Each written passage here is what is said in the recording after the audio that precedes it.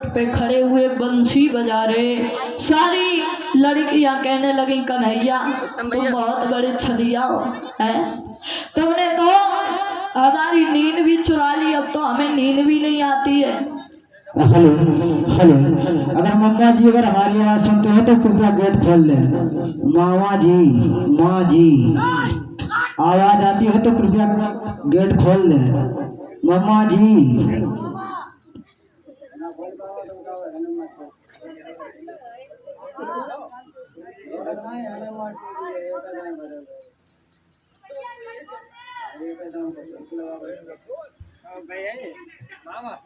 इधर श्री सुखदेव भी समझाने लगे, देखा सभी गोपियों ने भगवान कन्हैया वहीं पर खड़े, तो सारी गोपियां कहने लगी तुम तो बहुत बड़े छलिया हो हैं, तुमने तो हमारी नींद भी चुरा ली, अब तो हमें नींद भी नहीं आती। अब ऐसा करो हमारे साथ में महाराज रचाओ।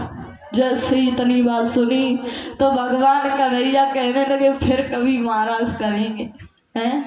सारी गोपियां कहने लगी कन्हैया अब तुम्हारी बातों में नहीं आऊंगी, सुनो।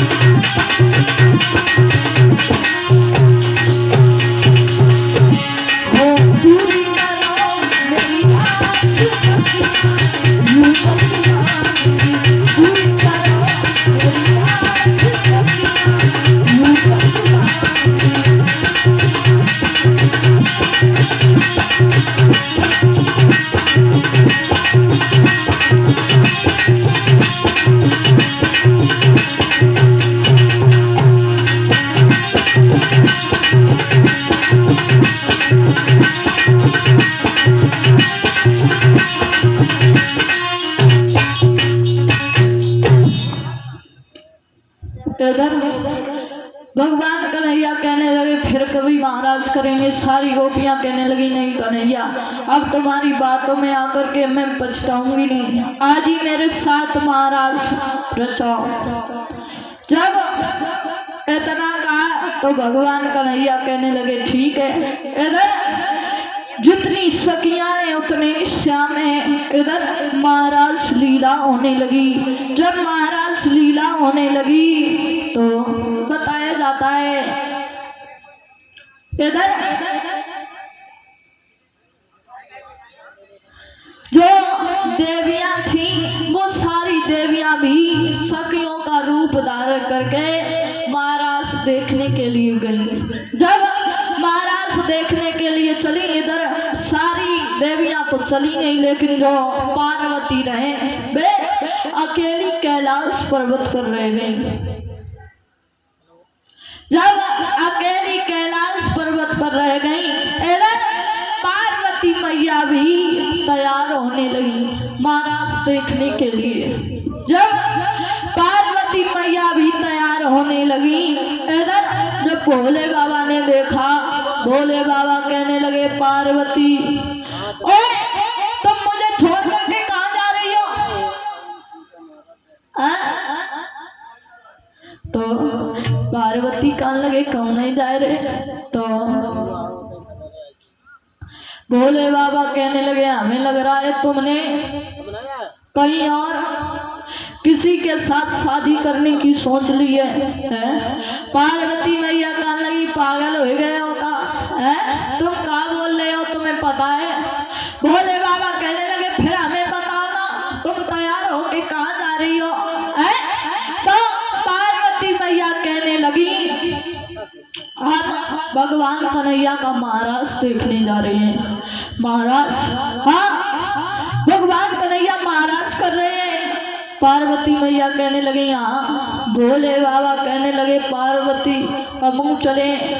तो पार्वती कहने लगी वहाँ जेंट्स अलाउ नहीं है, सिर्फ वहाँ पर लेडीजें जाती हैं।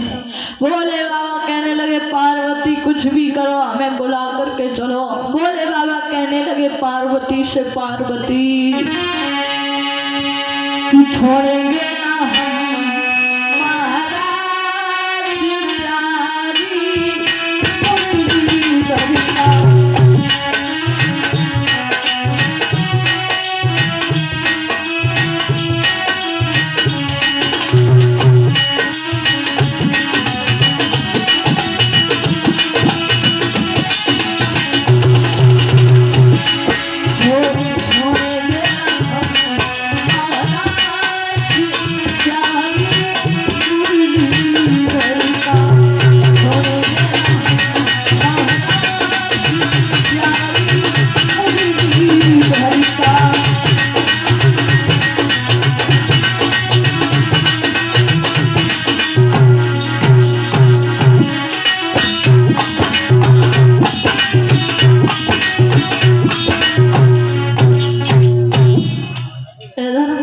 भोले बाबा कहने लगे महाराज में हम भी चलेंगे चाहे कुछ भी हो जाए। पार्वती कहने लगी भांजन से अलाउ नहीं है, वहाँ तुम नहीं जा सकते हो, सिर्फ वहाँ पर लेडीजें जाती हैं। भोले बाबा कहने लगे कुछ भी करो पार्वती, चाहे भले हमें लेडीजें बनाए दो लेकिन हमें बुलाए के चलो, क्योंकि हम तुम्हारे बिना नहीं रह पाएंगे और हमें महाराज लीला भी देखनी है। ऐसा करो अपनी साड़ी पहना दो और हमें जनानी बना दो। जैसे ही इतनी बात सुनी तो पार्वती मैया कहने लगी तुम्हें हम साड़ी तो पहना दिए, जनानी बना दिए है, तुम्हारा जो एक एक हाथ को डाला खड़ो है जो कांधे है। भोले बाबा कहने लगे कोई बात नहीं पार्वती, हम थोड़ा लंबो घूंघट मार लिए लेकिन तुम हमें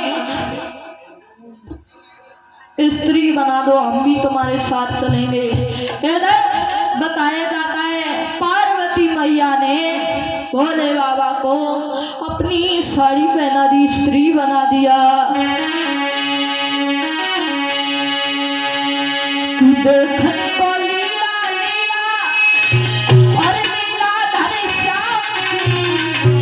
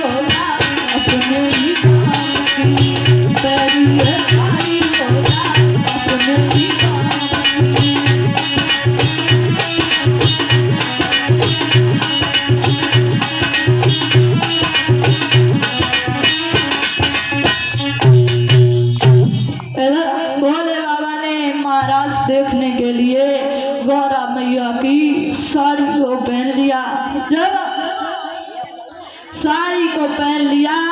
इधर भोले बाबा पार्वती के साथ में महाराज देखने के लिए चले।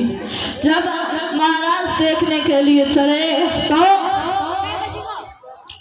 जब द्वारे पे पहुंचे तो द्वारे पे पैरे पे 2 सखियां खड़ी रहे। जब उन सखियन ने देखो तो पार्वती से कहने लगी, पार्वती ये बताओ ये तुम्हारे साथ में एक और लेडीज कौन है? तो पार्वती मैया कहने लगी ये हमारे गणपत की बहू है। गणपत की?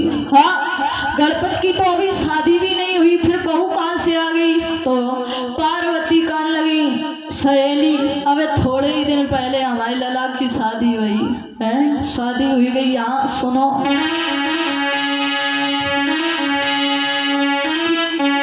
कि जाए गणपत की बहुरिया तो मानो तो सही।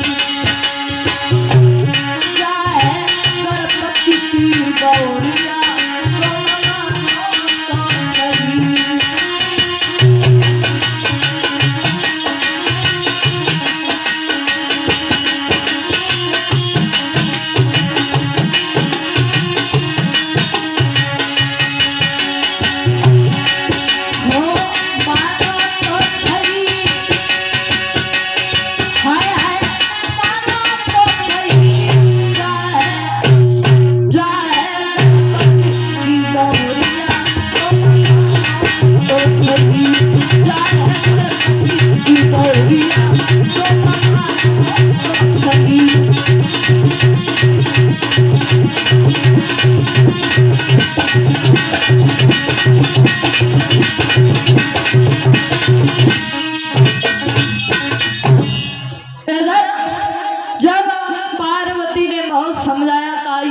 गणपत की बहू है तो सखियां कहने लगी तुम हमें अपनी बहू का चेहरा तो दिखा दो, तुमने शादी में तो नहीं बुलाया।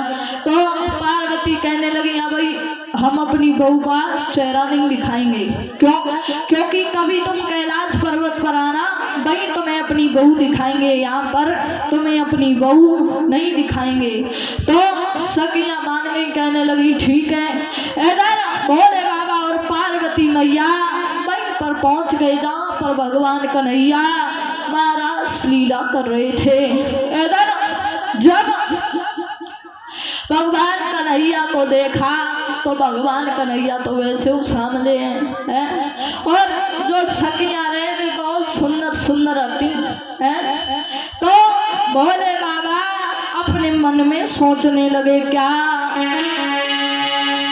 काले काले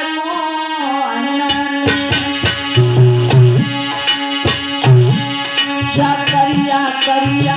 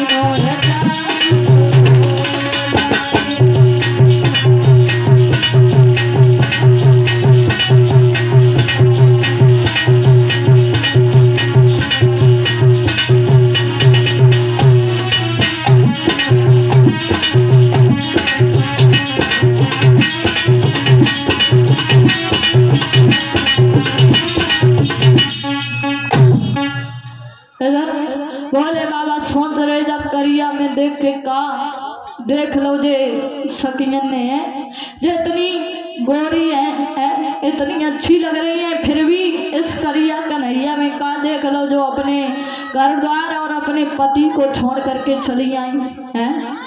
और ध्यान ने ग्रामवासियों में क्षेत्रवासियों को सूचित किया जाता है। शास्त्री जी मंचासी ने तो जहाँ तक हमारे साउंड सर्वे द्वारा आवाज पहुँच रही हो, वहाँ तक के सभी वक्तों से हमारा कहना है बारी से बारी संख्या में आएंगे और भगवान की अमृतमयी कथा को सुनकर अपने इस मानव जीवन को धन्य बनाएंगे। तो आप लोगों की मान कृपा होगी। आइए एक छोटा सा संकीर्तन, उसके बाद शास्त्री जी मंचासी ने